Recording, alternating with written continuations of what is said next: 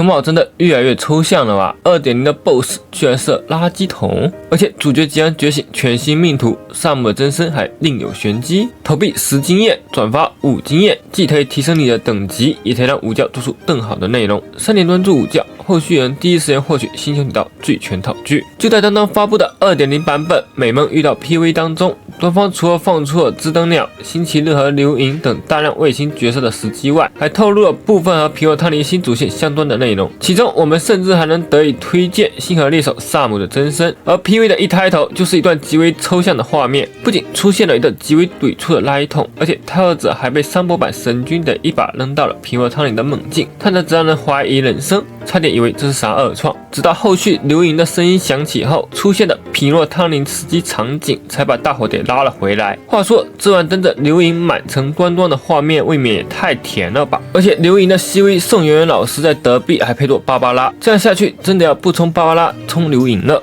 觉得流萤跟泰尔者天生一对的，请偷波1好吧。除此之外，知登鸟和星期日这2位皮诺汤尼的实际掌痛人也都一一出场。本来看之前的前瞻直播里，星期日连张端锥大头照都没有，不少人还以为他跟鸣人一样都是主线里不存在的角色呢，这下也可以放心了。什么？你问为什么没有花火？其实吧，花火从一开始就已经在 PV 中出现了。没错，这个魅魔版的寒腿叔叔其实就是乐子人花火假扮的。早在上的版本放出的花火信息中就描述过他身怀千张假面，善于幻化万千，而且花火的标志特征就是粉色统统和怼火特效，这点我们从桑博身上也能一一对应。再加上老桑博早在 1.4 就锐评花火是正宗乐子人，开玩笑不讲分寸的那种。那这场无厘头的垃圾桶大战，毫无疑问就是花火导出来的梦境了。而且这个梦境里可以看到，除了花火变成了桑博一堆童男童女之外，是没有其他角色 NPC 的。同时场景方面也是泰尔者所熟悉的贝洛伯的创世之柱，再加上天火、寒潮等各种针对泰尔者经历所设计的背景台词，不难猜出这是花火特意为泰尔者设计的梦境。尤其是这个垃圾桶之王塔塔洛夫，可是咱们 1.0 版本在贝洛伯德翻垃圾桶时幻想出来的名字，好多泰尔者都不知道的事，他居然都知道，他心里真的有我。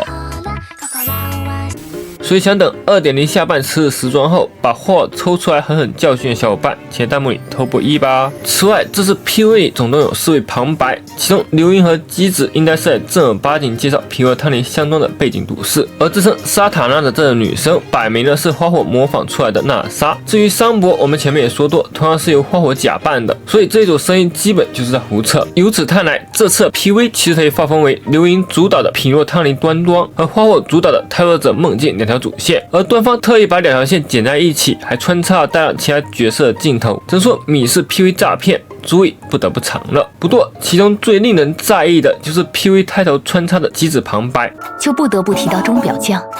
他是我等的王。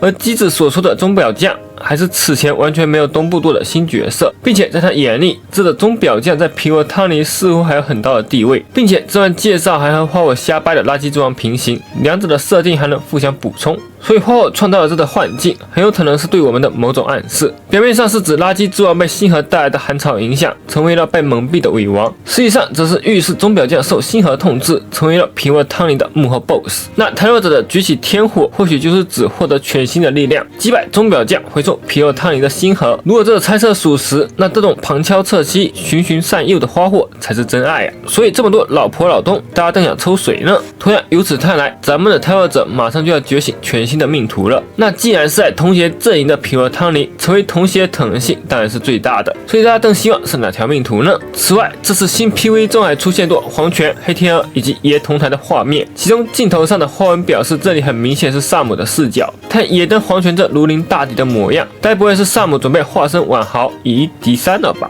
这下 2.0 大西该抽谁，应该不用我多说了吧？需要注意的是，在影视作品中，这种电子战术荧幕都是机师在操纵机甲时才会出现，最典型的就是钢铁侠了。作为对比， 1.6 的罗斯都姆在送别真理医生时，只给了一个仿真人的导引镜头。同理，流浪地球里的 Moss 作为纯粹的人工机械生命，也同样是用摄像头来表达他的端茶。这么看来，萨姆并非单纯的机械生命，他的背后很有可能还存在着一位人类机师。排除掉黑天鹅、黄泉的话，大家觉得谁的嫌疑最大呢？当然，崩铁策划毕竟是自由的，也说不定是陶塔、银南或者艾利欧在通过萨姆的眼睛注视着我们。所以你觉得哪种可能性更高呢？感谢大家3点多的支持，我们下期视频再见啦！